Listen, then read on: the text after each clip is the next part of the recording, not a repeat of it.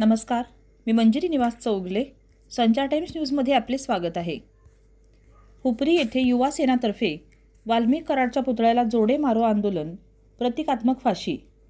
सविस्तर वृत्त पुढीलप्रमाणे.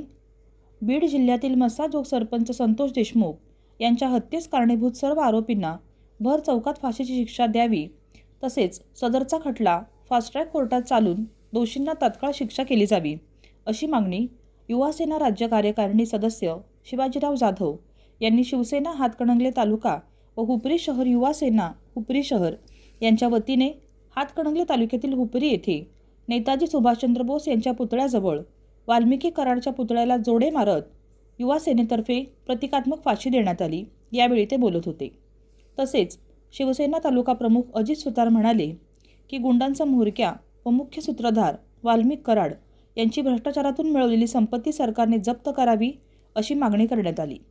युवा सेना शहर प्रमुख अजित उगळे यांनी सर्व आरोपींना निकाल लागेपर्यंत कोर्टात जामीन देऊ नये असा सरकारने प्रयत्न करावा, असे यावेळी सांगितले.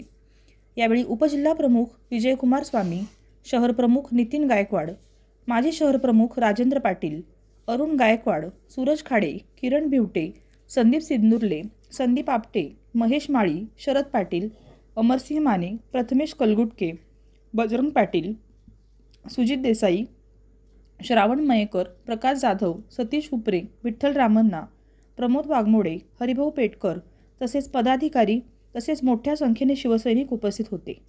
संचार टाइम्ससाठी प्रतिनिधी अल्लाउद्दीन मुल्ला.